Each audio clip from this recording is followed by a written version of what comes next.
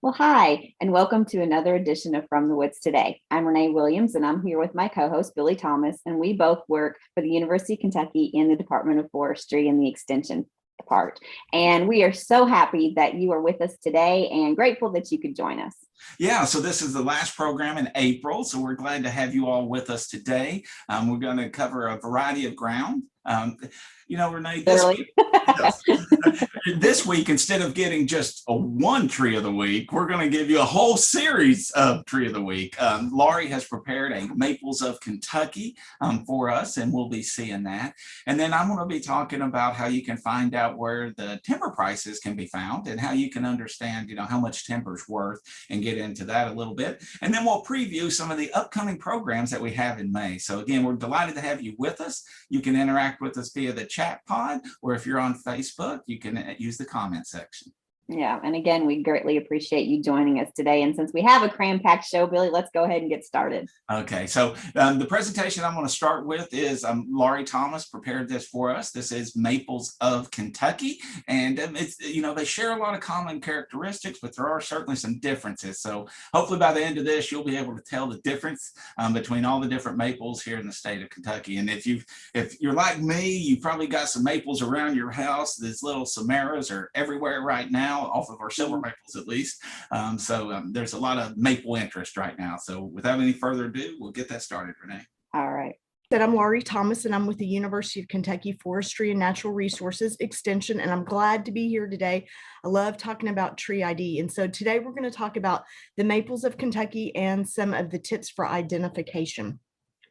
So quickly, the maples of Kentucky, we have six native maples. We have others that are planted, but six native maples. We have sugar maple, red maple, boxelder, silver maple, black maple, and striped maple. And so we're going to talk about each one of those and some of their identifying characteristics. But I kind of want to talk a little bit real quick, throw out some maple statistics, because some of these are more prevalent in our state than others. Some of these species are. We look at sugar maple, which is the most important tree for maple syrup production. It's found in, and I should preface, this data is collected from the 2017 United States Forest Service Forest Inventory Analysis, and this data is based on one randomly located plot per 6,000 acres. And so this is done all across the state.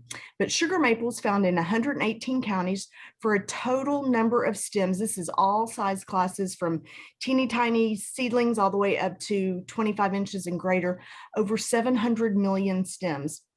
But when we look at what's important in the range for what we can tap and actually get sap from, a total estimate number of trees that are 9 inches and greater, there's over 54 million sugar maple trees in the state. And then next, we're just going to talk about the main ones, but red maple is also very prevalent in this state. It's found in 98 counties.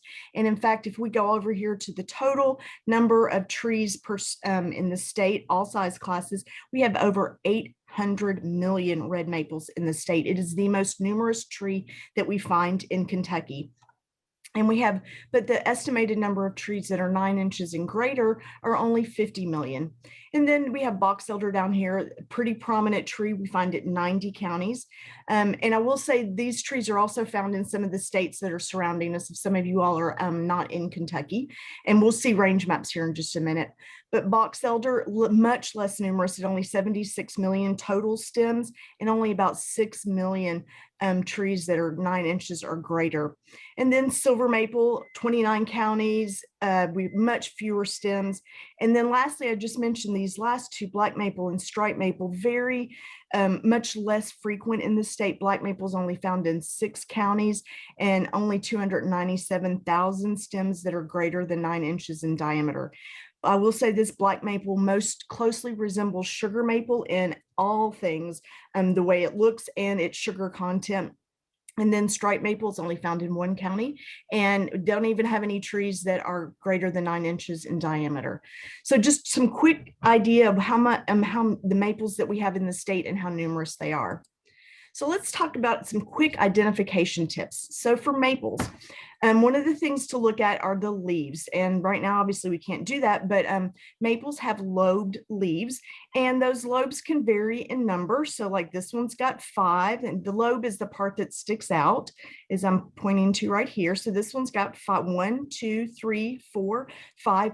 And then the sinuses of those leaves, that's what's between the lobe, that indentation, those will vary depending on the species. So like for this one, it's got a rounded lobe and a rounded sinus and 5 lobes. And this guy right here's got, it's got a much shallower pointed sinus, and it really has 1, 2, 3, maybe 5 lobes, but really we might call this a 3-lobed tree and different margins. The exception to this is our boxelder. This is our only maple that has a compound leaf, and you'll notice it also looks like poison ivy, and we'll talk a little bit more about that when we talk about boxelder. Another good identification technique tip is that maples have oppositely arranged buds and leaves. And you can see in the circle right here, you've got your leaf petiole, and these leaf petioles are opposite from one another, and you can even see the buds. So if you don't have leaves, you can still look at buds to verify that you're looking at maybe a maple if it has oppositely arranged buds. So you've got these opposite buds and then the opposite leaves. And in Kentucky, we only have 4 groups of trees that have oppositely arranged leaves and buds. And those are maple, ashes, dogwood, and buckeye. So if you can remember the mnemonic Mad Buck, you can remember the groups of trees that have oppositely arranged leaves and buds. So, and like I said, the leaves are going to look different on these other trees. So if you've got this lobed leaf and it's oppositely arranged, you've probably got a maple. And then the last really good identification tip is the fruit of maples. Maples have what's called a double samara, which is a winged seed. And you can see this is the seed with this little wing, or down here on this sugar maple, this is the seed, and then you've got that wing, and they are paired. So this species has paired double samaras, whereas ashes have samaras, but they're in singles, they're not paired. And these samaras are important because the winged seeds, because that's how maple seeds are dispersed. They are dispersed by wind, and those wings help them be carried farther away. And also, you all might remember if you were kids, you pull these apart, throw them up in the air, and they'd come twirling down like the little whirly birds. This can also be helpful looking at the samaras because depending on the species, they ripen at different times of the year. So that can be another good identification tip. So let's jump into our maples. Sugar maple, like I said, the most important in maple syrup production. It has the highest content of sugar in the sap. It is found, it's really a northeastern species, but it does dip down into Kentucky and Tennessee. And as we saw, it's quite numerous in the state. It's a relatively large tree, can grow up to about 100 to 120 feet tall and up to 3 feet in diameter. It grows relatively slow, and it can live to be about 300 to 400 years old, and it's very shade tolerant, so it can grow under other trees. And it's typically found in your moist, well-drained soils, the rich sites in a forested setting. It's going to be on the lower part of that slope, not all the way up at the ridge top, but also not down right there next to the stream. So let's look at the leaves. Maple leaves have palmately veined leaves, and that means that all the veins originate from that stem. And you can see the leaf petiole right here, and all those veins originate from there, and that's kind of palmate shaped. So for sugar maple, they have 5 lobes, 1, 2, 3, 4, 5, and rounded sinuses. You can see it looks like a thumb's been pushed into that, a nice rounded sinus. And the margins on these leaves are entire. They don't have little teeth on them, or serrations, as we call it. In the summer, they're a lovely green, and they'll be a little paler below, but still kind of a light green. And fall color is spectacular. These are just phenomenal trees in the fall. Colors range from red and oranges and golds. Just a beautiful tree. And it's also used quite a bit as a landscape tree for that reason. Just wanted to show you the flowers. Probably wouldn't notice them very often, but they appear with or slightly before the leaves. And on sugar maple, they're on these long, slender stems. The fruit, remember we talked about the fruit. So sugar maple, they're a pretty good size, about a 1 inch long samara, and they're horseshoe shaped, a nice horseshoe shape. And they'll be green when they're not ripe, and they ripen in the fall. They mature in the fall, and they're brown when they ripen. So remember that sugar maple ripen, their seeds ripen in the fall. We won't see that with all the species. And on the twigs, so it's wintertime, you don't have leaves and you're out looking around. You notice you've got opposite buds. If you can see, it's not the best picture here, but it's a brown slender twig. Our buds are opposite. We've got little lenticels. Those are those little white dots on there, and those are for gas exchange. And you'll notice the buds of sugar maple are very pointed. They're sharply pointed. Even the terminal buds are up here. Those are the ones at the end of the twig, versus the ones even on the sides, their lateral buds, those are sharply pointed as well. So brown and slender with pointed buds for sugar maple. The bark is smooth and gray on the younger trees, and it starts developing ridges and furrows and irregular vertical plates, with those ridges curling out as that tree ages. And so this is a young tree up top with an older tree down here, and you can see how that bark varies as the tree ages. Okay, red maple, remember the most numerous tree in the state, big range. It's all the way up from Maine, all the way down to Florida, over into Texas. Red maple isn't super picky about where it grows. It can grow all the way down at the bottom of the slope up to the top of the slope, which accounts for it being as numerous as it is. One of the reasons is that it's as numerous as it is in the state. In the forest, it'll tend to have a nice, clear, straight, relatively clear bowl. It can grow pretty large. It's not maybe quite as large as sugar maple, but up to 100 feet. It is a fast-growing tree, and it has very relatively soft wood. That's why we also call it soft maple.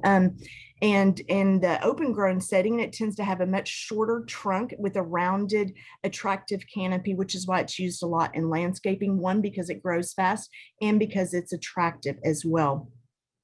Now, the sugar content in red maple is less than what you're going to find in sugar maple, so it takes more sap to actually make maple syrup from that. And the buds tend to swell earlier on red maple as opposed to sugar maple, so you've got a shorter period of time to tap the tree. So let's look at the leaf. And on red maple, they tend to have 3 pointed lobes. Sometimes you'll find them with 5, but this one, nice example, 3 pointed lobes with serrated margins. You'll notice how it's got those teeth or those serrations like a knife along the edge of that leaf.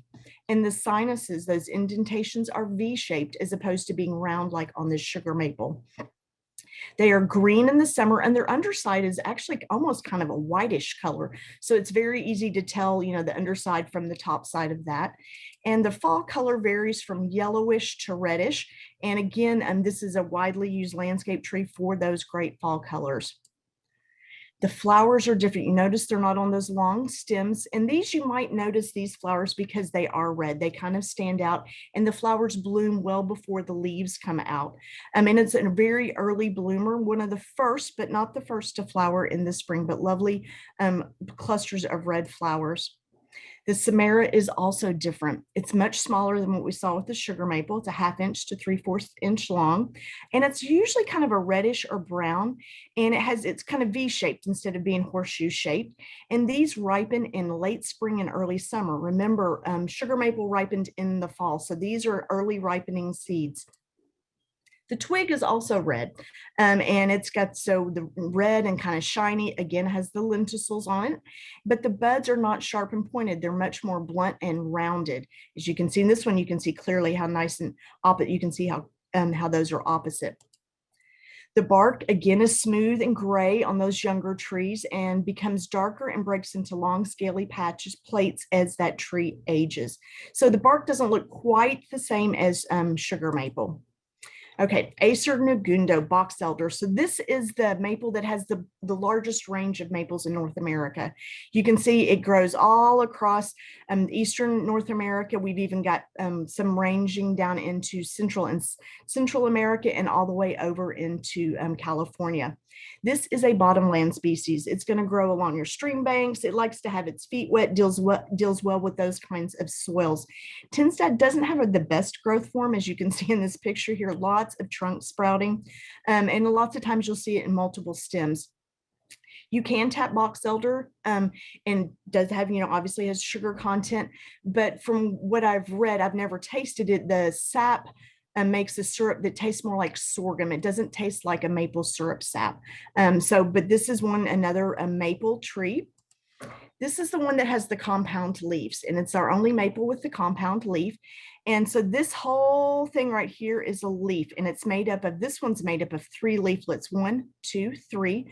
Sometimes you'll find Boxelder with 5 leaflets and even occasionally 7 leaflets. And those leaflets will tend to have coarsely serrated margins.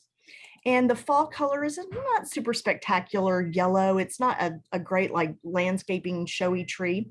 And sometimes it's confused with poison ivy, especially when it's got 3 leaflets. And before you don't go touching things with 3 leaves, use your eyes before your hands, but look closely at the leaves, and you'll notice on Boxelder that terminal leaflet, which is the one on the top, it has a much longer petiole, which is the leaf stem right there, than you see with the poison ivy. The poison ivy, they're all almost connected right there. But again, always look closely before you touch something with 3 leaves. Now, wanted to point out this species is dioecious. The other maples that we've mentioned, sugar and red maple, are monoecious, which means a tree will have both male and female flowers on the same tree. Boxelder is not that way. It is dioecious. Dioecious means 2 houses, which means there are male trees, and this is the male flower, and then there are female trees, and this is the female flower. Their flowers appear with the leaves in the spring, so they don't bud out quite as early as our red maple does. The samaras they're about 1.5 inches long, about the same size as sugar maple, but they're more of a V shape. They can be a wide spreading V, or it can be a narrower V, as you see in these mature ones, that when they mature, they turn tan. And this one matures in the fall like sugar maple does as well. And even their samaras can persist through the winter on the tree. The twig is a lot different too. It's a much stouter twig because it's got a compound leaf, so you need a little bit stouter twig to hold that leaf. They tend to be green to purplish color, and they'll be covered in this glaucous bloom, which is this white coloration on there. And their buds will be round and much more stubby, and a lot of times they're furry or fuzzy, covered in a pubescence. And then the bark looks very different too. On our younger trees, it tends to be thin, gray, even maybe a little green, and it's got warts all over it. And as the tree ages, that bark's going to develop shallow interlacing ridges, and it'll actually be kind of light in color. And you can see on this, here's a multiple stem. There's 3 stems, 3 trunks on that Boxelder. All right, silver maple. Silver maple we saw wasn't quite as numerous in our state, but you notice that the range is all across the eastern United States. It is a bottomland species as well. It grows along those stream corridors. It's not used as much, but was widely used in urban landscape plantings because it tolerates compacted soils, and it's a fast grower. It grows really quickly. Unfortunately, the wood is weak, so it breaks very easily, and the roots are known for seeking out water sources because it's also called water maple, and it can be hard on water lines around your house. The sugar content on silver maple would be comparable to what we find with red maple. It's a lower sugar content, so therefore you need more sap to make syrup out of that. And it blooms very early, so you got a much shorter tapping period. Okay, so let's look at the leaves. We've got 5 lobes, 5 pointed lobes, 1, 2, 3, 4, 5, and it has very, very deep sinuses here with very coarsely serrated leaves. They'll be light green above, and they're pale, almost silvery below. So like when the wind blows, both this and red maple, you actually see that white underside of those leaves. Fall color, not super spectacular. It's kind of yellow. It's not a super showy tree for fall color. The flowers look much like red maple. They're in clusters, they're red, and these are the first of the maples to flower. So these bud out very early, which is why there's a short tapping season on these. This is the fruit, again, is a V-shaped samara, and it is the largest of the maple samaras. It's about 2.5 inches long, and these mature in the spring, just like our red maple does. And you can see they turn tan right there when they mature in the spring. The twig, very similar to red maple. It's red, but it's going to be stouter. It has the round, kind of blunt buds. And when you crush the twig, it has an unpleasant odor. The bark looks kind of similar to red maple too, nice and smooth on the younger stems, this one here in the foreground. And then when breaks up into long, thin strips as it ages, and it gets loose at the ends, even as that tree gets older. You can see it's actually peeling away. Looks much like red maple, but maybe even a little coarser. And the last two I just wanted to mention, they weren't very numerous in our state, is black maple. It has a very similar range to sugar maple, but not quite as numerous, even throughout its entire range. In all aspects, this tree is very similar to sugar maple. The sugar content is equivalent to what you find in sugar maple, just it's so much less numerous in our forest. Its leaves have 3 lobes as opposed to 5, but it does have entire margins with rounded sinuses, and the leaf looks like it's wilted. It kind of droops, so it does look a little different from sugar maple. The bud looks very similar. It's brown and slender with that pointed terminal bud, but it tends to have a little fuzz on that. Its samara looks very similar. It's horseshoe shaped, turns brown, and it ripens in the fall as well. And then last, I just wanted to mention striped maple because it's just kind of a unique little tree. It's only found in Harlan County, as you can see in its range. It ranges all through the Northeast and down the Appalachian Mountains. And you got one little pocket of it there in Eastern Kentucky. The leaf of this is a 3-lobed one, and it looks like a goose's foot. So if you ever see that out, if you're in Harlan County, or you go to a planting someplace, the bark is what's most striking about striped maple. It does have striped bark, these white stripes in that bark when it's young, all the way up to when it's old. It's green when it's young, and it turns kind of reddish as it ages. Its bud is also very different from the other maples. It has its terminal bud, looks very much like a yellow poplar bud. It's got a valvate bud scales, which looks like a duck's bill, like there's one scale on each side. And it's reddish as well. And its fruit's going to ripen in late summer to fall as well. Okay, so some quick maple comparisons. That just to remember, sugar maple, when we're looking at the leaves, sugar maple has 5 lobes, entire sinuses, entire margins with rounded sinuses. Red maple, 3 lobes usually, and it has serrated margins and V-shaped shallow sinuses. Silver maple, it has 5 lobes, but serrated margins, V-shaped, very deep sinuses on that leaf. Boxelder, enough said, it's compound leaf. Black maple, don't see a lot of it, but 3-lobed, entire margin, shallow sinuses, wilted look. Striped maple, 3 lobes, it looks like a goose's foot. So when we look at our samaras, really think about when you see them. Sugar maple ripens in the fall. Red maple, those are going to ripen in spring and early summer. Silver maple, again, ripening in spring. Both of these bloom out early. Boxelder ripens in the fall. Black maple ripens in the fall, and striped maple ripens in late summer, early fall. Then when we compare our buds, for sugar maple and black maple look very similar. They're brown, slender, and they have sharp pointed buds. Red maple and silver maple look very similar in that they're red and they have rounded, more blunt buds. And then boxelder, completely different. It's going to be reddish to purplish, and it's got round, kind of fuzzy buds on that twig. And our striped maple, again, if you run across it, it's going to have a very different looking. The bud, like I said, looks much like a yellow poplar with those valvate bud scales. Okay, just to wrap it up here, some identification and information resources you might find useful. If you decide you want to try to identify some of the trees on your property, I suggest these 2 little tree finder guides. These are pocket sized. You can get them off Amazon.com, about $5 a piece. And these are dichotomous keys. So they ask you sets of questions about the species that you're looking at and walk you through this key to help you narrow down to the species that you're looking at. The winter tree finder is for when your tree doesn't have leaves, and then the tree finder is for when you do have leaves on the tree. If you're going to use these and haven't, I would start with the tree finder first. It's always easier to start identification with the leaves, but like right now we don't have the leaves. So you can check out both of those. Like I said, you can get them at Amazon for $5 or so a piece. Now, if you'd like to learn how to use these tree finders, we have previously recorded tree ID webinars up on our Forestry Natural Resources website.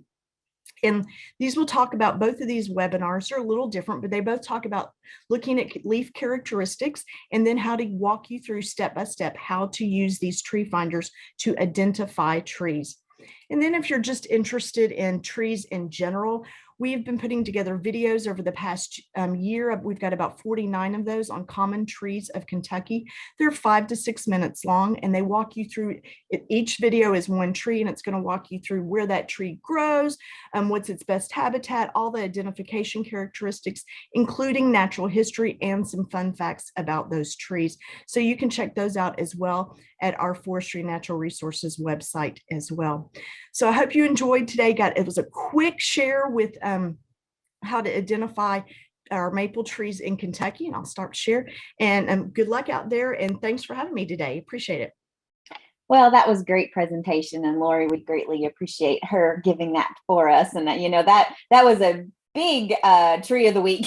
I guess many. I know, you got 6 for 1. Yeah, I know, right? Yeah. So I know I see a lot of the what's she called whirly birds. I see those all over the place right now. Yep, the silver maples are flush with them right now for sure. Yeah, the maples are interesting, and we have they're important for a variety of reasons. They're from timber standpoint, they're really important, and also from sugar maple or maple syrup, they're important. Mm-hmm. But one of the challenges we're having here in Kentucky from a forest management standpoint is with red maple. It has a tendency to proliferate, and it can crowd out some of our other species that we're desiring. So a lot of times, depending on your objectives when you're managing your forest, you may be targeting some of those species for removal, so that we can favor our oaks and some others. Because as you did see, over 800 million single stems of red maple. That's a lot. It's by far the most, right? So right. It's a big deal. It really is. But it is an important tree. It has a wide range and a lot of plasticity. It can grow in a wide variety of settings. So yeah, I really liked her comparison. The graph that showed all the differences between the trees. That makes it really nice. That was really interesting. And if anybody wants to check this out, we'll have those posted on fromthewoodstoday.com later on this week. And so that you can check it out. And I know sometimes I'm like, now what did that one look like? And so you can go back and see all of those again. Yeah, it's a good resource to have for sure. So all right, well, moving on, Billy, a lot of questions about, okay, I have this woodlands. What's my timber worth? What should I go ahead and get it cut? Those are a lot of questions that you probably get asked weekly. I really do. It's one of the most common things that we get asked here in the department, or at least in my area, we're trying to help woodland owners is, how much is my timber worth? And unfortunately, I always typically have to tell them, well, it depends. And it depends on a variety of factors, but there are some resources that are available. The Kentucky Division of Forestry does a great job as far as keeping up with kind of delivered log prices in the state. So I thought it'd be a nice opportunity to kind of share with our audience how they can find the latest delivered log prices here in the state, but also try to go over how they can kind of interpret and read that report, and then just talk a little bit about what goes into valuing timber and how timber is valued and how it's purchased, and some of the things that landowners need to be thinking about if they're interested in selling their timber. Started. So we're going to talk about timber prices today. Again, I'm Billy, and this is an area that I get lots of questions about, and I try to help landowners and others that are trying to assess the value of the timber to get the information they need to make an informed decision. So let's start with what is timber. So I pulled up the definition from the Merriam-Webster's website of what timber is, and really we're focusing on that first one. We're looking at really growing trees. That's what I'm talking about when I'm talking about timber. So there's a couple other definitions there: wood suitable for building or for carpentry, or it can also be if you're like felling a tree and timber. So, but we're talking about growing trees, the trees that are standing, right? As long as they're still standing up, they are trees. And then once they get cut down, they become logs. So we're talking about that. But the delivered log prices is really where we're going to be able to get some kind of estimates of how much that timber is worth. So first, before we get into how you can interpret how much your timber might be worth, let's talk a little bit about how timber is bought here in Kentucky. And really, there's three main ways that it's bought. The first I want to talk about is on the stump. That means that someone would come in and offer a price for the trees as they're standing. We call this the stumpage or stumpage price. And now, typically, we recommend that landowners will sell their trees under a written contract and that they use the stumpage method approach. The reason we suggest that is it makes it a little cleaner. The transaction's a little cleaner and easier on the landowners for sure. But in doing so, it does transfer a little bit of the risk to whoever's buying those trees, because when you purchase trees or standing, you don't really know what that wood looks like on the inside.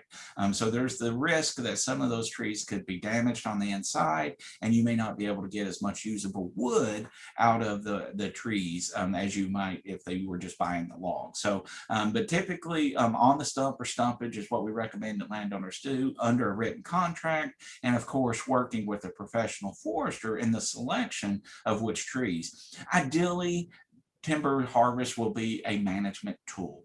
Timber harvest represent an opportunity to get in and do some very positive manipulations. And if they're done poorly, then you can do some negative manipulations of the forest land. But we want to try to use that as a management tool the best we can.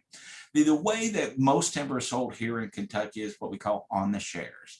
And what that means is the landowner will get a portion of the proceeds once those logs are sold, as well as the logger or whoever is purchasing them will get another portion. Now, often I get the question, well, how much of that do I get? And of course, the answer is it depends. And it depends on a variety of factors. And we'll talk about some of those here in a moment. But typically, it's really based on what the logging expenses are. So the more expensive it is to log a property, think if you have a really steep hillsides and you're maybe really far from a mill, then those logging costs are going to be much higher than if you're on a very flat area and close to a mill. So those are a couple of things that can really drive that percentage. But if you just assume you can get half and the logger gets half as a starting point, and then it will vary a lot. So in Eastern Kentucky, we see the loggers getting a higher percentage because the logging costs are much higher. It's expensive to bring that equipment onto a property and pay people and pay for all the materials. Building roads is a big part of harvesting timber, and it just takes money and it takes time to do that. So that's why the logging costs are so much higher, really the steeper the terrain is.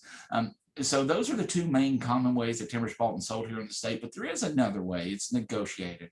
And this typically happens with instances where you have maybe something special or you got some kind of particular situation and you need kind of the skills of a certain logger or a certain equipment.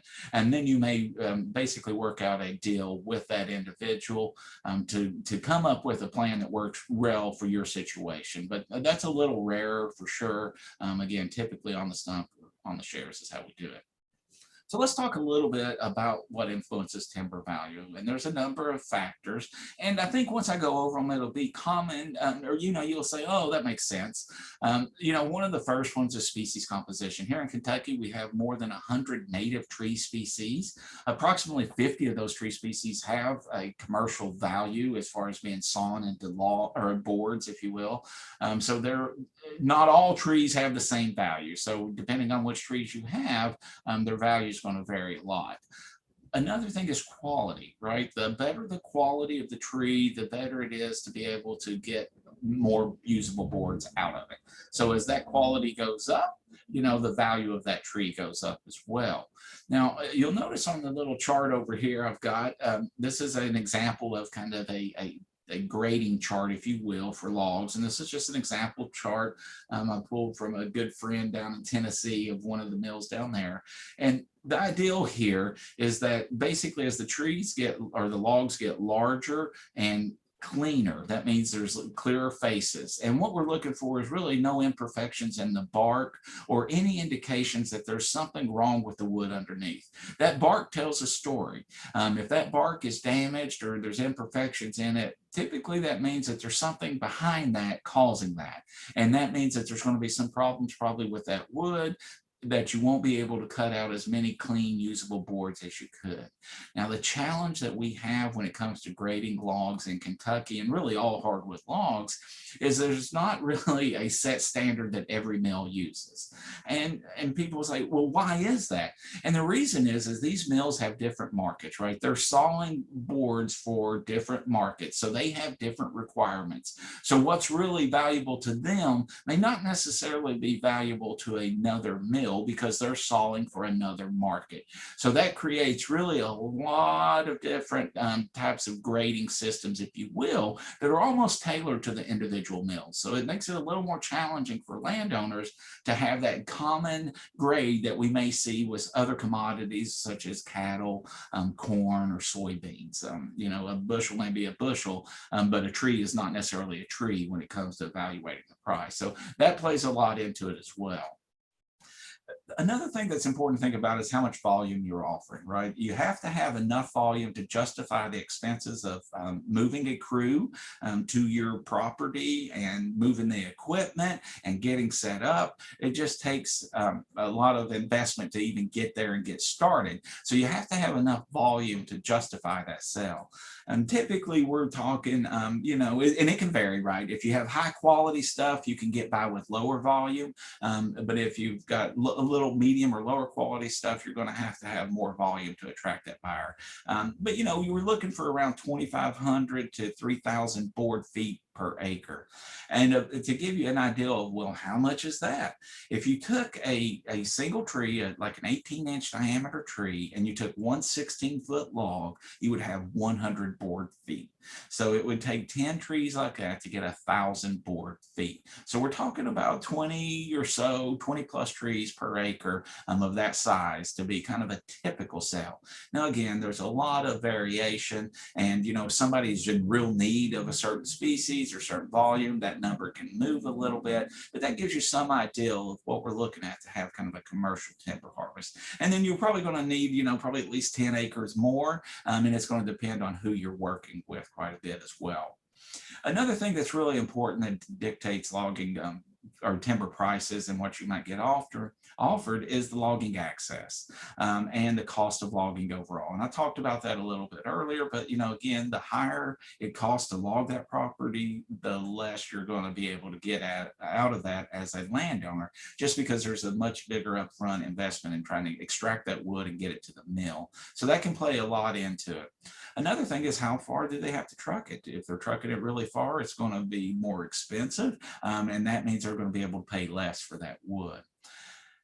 Contract details can also influence how much. If you have a very restrictive contract, or it's very difficult or challenging for the logger to implement your contract, they're not going to be able to offer as much because their efficiency is going to go down and their margins are going to be shrunk. So they're going to have to reduce how much they can offer.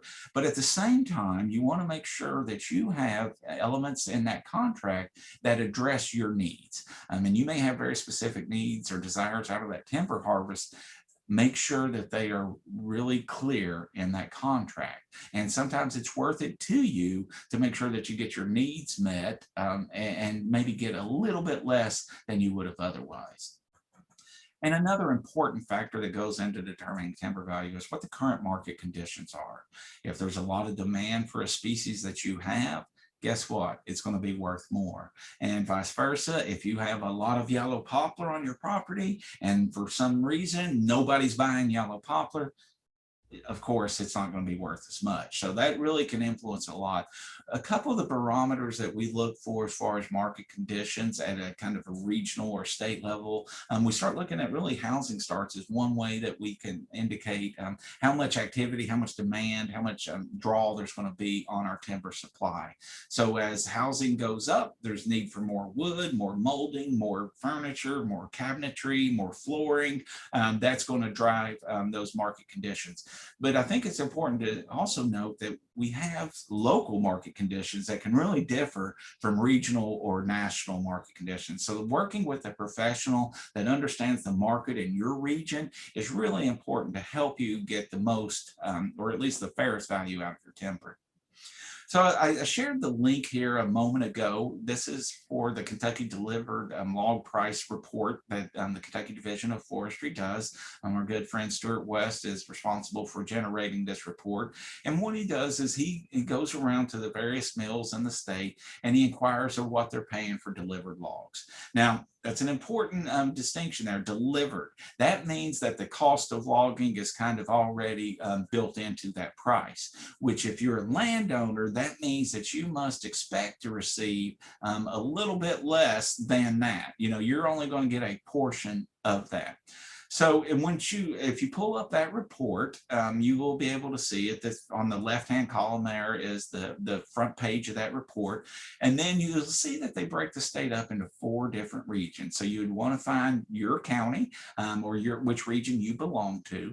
And then you'll notice also in the back of the report that the yellow text or highlighted text there is really talking about that delivered log prices. So that's explaining to you that if you're a landowner, that you're only going to be able to get a portion of that because the logging costs have to be covered out of that. And then also they have on there the different species codes. So again, I mentioned, you know, we have 50 plus commercial species here in the state. And so there's a species code there that lists which species they're talking about with the codes that they're using. So I'm going to show you this now, and I've kind of pieced this together to try to make it a little easier and a little more readable for you. And what you're looking at right now are the delivered log price survey results for Region 1. So this is all of our good friends out in Western Kentucky. So the mills out there were surveyed about what prices that they're paying for a variety of qualities. And I'll draw your attention to this up in the upper right-hand corner right now. This is what we're talking about, basically the hardwood saw logs. So these are standard logs. And what they've done is they've broken that down into 3 different categories: high quality logs, medium quality logs, and low quality logs. And what that means is pretty self-explanatory, but the high quality log means that it's going to have clearer faces, it's going to be of a larger size, and you're going to be able to get more clean boards out of that. And then as that goes down, then you move into the medium and eventually into the low quality log. So obviously the lower the quality log, the less usable boards, the less value that that tree has from a timber and board standpoint.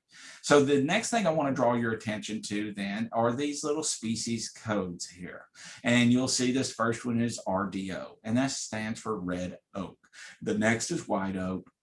This is hard maple, or sugar maple is what most of us will think about, but it's called hard maple because the wood is really hard, and Laurie talked about that earlier. The SMA is the sugar maple or soft maple. The soft maple is the red maple, and then you have ash, cherry, walnut, hickory, yellow poplar, cottonwood, elm, sycamore, beech trees, and gum trees like black gum and cypress, and then that final one is miscellaneous hardwoods. So this is prices per 1,000 board feet. So if you remember back, I said that if you had one tree and it was 18 inches in diameter at breast height and it was 16 feet long, that would equal 100 board feet. So it would take it would take 10 of those trees to get to 1,000 board feet. So let's use the red oak as an example here. If you had 1,000 board feet and you were delivering to a mill, you could reasonably expect of the high quality of those trees, the $683 per 1,000 board feet. So which equates to about 68 cents per board foot. So you can see different trees have different values, and it can go up. And some of the ones you will notice, I'm going to go through each of the regions. I won't break it down each region as detailed here, but each region has differences as far as which trees may be a little more valuable here versus others. But there are some really kind of things that kind of go across all regions. Like we know that our white oak are the most valuable, along with walnut. Those are going to be kind of high value trees across all regions just because there's so much demand for them. White oak because it goes into so much, and walnut because it's beautiful, but we don't have a lot of it either. So it's a scarcity issue with that. So that's how each region is broken down like that. And then I want to draw your attention to this lower table down here. And again, you'll see these species are repeated here on the lower left of this table. And then we've got some different categories. No longer are we talking about high or medium or low quality logs. We're basically talking about logs that are for a specific end product. So stave logs is this first one that we're looking at over here. And stave logs is dealing with those trees that are going to go in to make barrel staves. And we're really only dealing with white oak trees in that regard. So you'll notice that very high quality stave logs in region 1 are drawing up to $1,725 per 1,000 board feet, which equates to $1.70 per board foot, compared to $1.30 up here for just a high quality log. So there's more value in those stave logs. The next is veneer logs, and what we're talking about there is very high quality logs. They have at least 3 sides that are basically completely clear, if not 4 sides, and they're of an appropriate size. And really, mostly in Kentucky, you're going to see prices for these on our walnut and our white oak. Now, other species can be veneered, but typically a lot of times it's going to be those white oaks and walnuts that are going to be veneered out. And then we'll come over here to tie logs. These are logs that are used to be converted into railroad ties, and you can see the range in prices here, how those vary. And then pallet logs goes into wooden pallets. Crating logs goes into building crates. Mat logs are used to build mats that can be used in wet areas so that heavy equipment can get out on those heavy areas. Chip logs are then going to be chipped into little chips that are going to be converted into paper. Pulpwood, we're talking about the smaller stuff down to about 4 inches in diameter. And unfortunately, we don't really have a strong pulpwood market across Kentucky, only really in Western Kentucky, a little bit Northeast, we have some there. Handle logs are going to be used for making tool handles. A lot of times that'll be hickories and others. And then peeler logs are logs that are typically yellow poplar that are going to be peeled and used for plywood and other issues. So that's the different kind of log categories that we look at in region 1. So we'll pop over to region 2, and you'll see kind of a repeat of those same kind of categories. And you'll see though that the price is different a little bit in region 2. And that's basically driven by demand within those regions there. So let's take bucket of red oak there. For high quality, it's about $538 for 1,000 board feet of red oak in region 2 there. So I don't really want to go over each of these details. If you all have got questions, you can drop them in the chat pod and we can talk about those. But this is available to everyone free of charge off of the link I shared in the chat pod. So looking at region 3, now region 3 is a little bit different. We're up in northeastern Kentucky, and up in northeastern Kentucky, we have the Daniel Boone National Forest, and that's an area where they have 2 different log rules. Now, a log rule is basically a mathematical formula to estimate how much usable wood is in a tree, and these rules vary. So there's 2 different rules that are used in region 4 here in Kentucky, or excuse me, region 3, and they're called Doyle is the standard one that's used across the state, and then International Quarter Inch is the one that is used also in Northeast Kentucky in region 3 there. So that's what those little asterisk numbers mean. So you can see those prices vary a little bit. So you need to not only know how much board foot you've got, but you also need to know the log rules that were used to scale that board footage. And then we'll take a final look here at region 4. We pick up the peeler logs down there. There is a market for those peeler logs in Southeast Kentucky.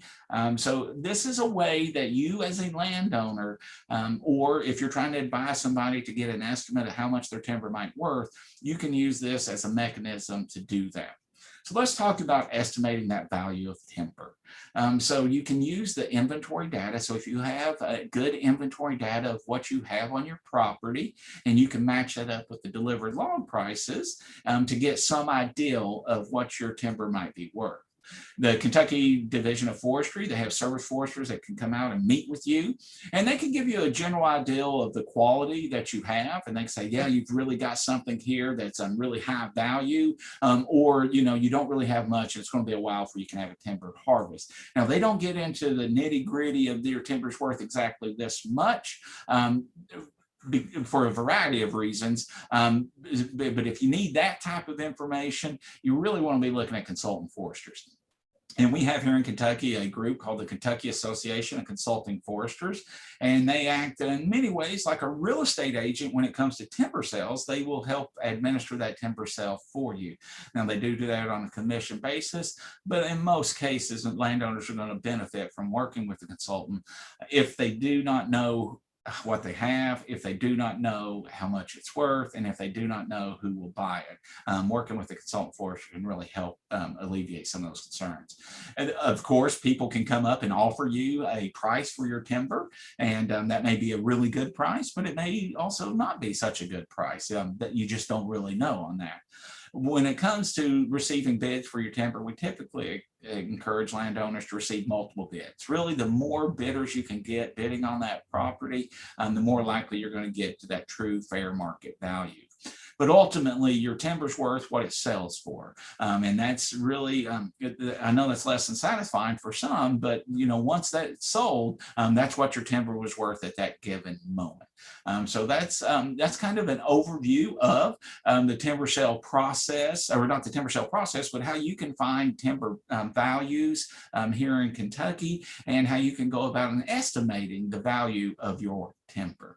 So I'm going to stop this presentation there, Renee, and we'll see if we've got any questions about that. I know, there's covered a lot of ground there, and there is a lot of detail associated with that. But what I would encourage landowners to do is don't think of your timber as just an account that you just draw down whenever you need it, right? Treat it as an asset.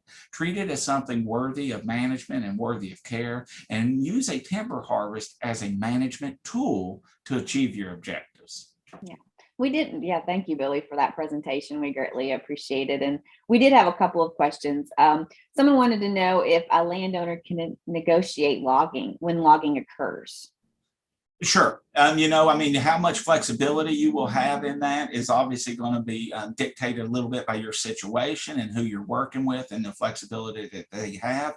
But I would certainly, it takes a long time to grow trees, right? So we want to make sure that if we're going to harvest trees, we're doing it appropriately, right? And that means we're looking out for that future forest, and we're doing things that are not going to degrade the forest. We're doing things that are not going to, cause water quality issues.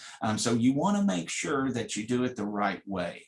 So yes, there is some room for some negotiation. And what I would say though is kind of the more restrictions you have in your negotiations, the more burdensome it is on those that are harvesting it. So they're not going to be able to pay you as much. And I hope that makes sense. Yeah, that does. And they also wanted to know, when is the best time of year to log to avoid disturbing wildlife? Right. And so that's going to vary a little bit depending on your wildlife species. And I know we do have Dr. Matt Springer on here. He may have some general comments on that. But obviously, there are some restrictions, Matt, when it comes to in certain situations with bats and other things. We have some bats that are threatened from the white nose syndrome. So, we wouldn't want to be harvesting near these bat roosts or other areas. But, again, it really depends on the species of interest and your timing of that. Matt, do you have anything you'd like to add to that? Sure, Billy. So you mentioned bats, and that's a big one, especially if you're receiving any payments through the Farm Bill, because they're very cognizant of when you cut, and you have to pretty much cut during the winter time outside of migration corridors and outside of pup rearing time. So that really narrows when you can cut your timber. And unfortunately, it's usually a muddy time period. So it is what it is.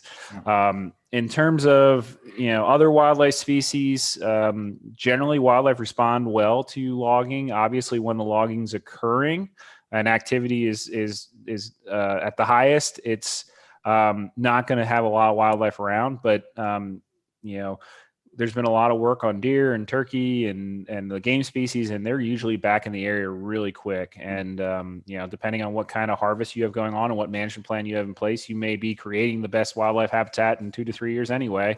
Yeah. And, there's that short-term mindset, but then there's also the long-term management mindset and what goals are you accomplishing. And if you have a management plan in place that, that's part of the plan, try to focus on the longer term goals rather than all the birds are flying away today because they're cutting the trees down. Right. Hey, that's a great point, Matt. Use that timber harvest to achieve your objectives. And if wildlife is your objective, then you want to do that in a way that's going to support the species of interest. So, ultimately work with a professional forester.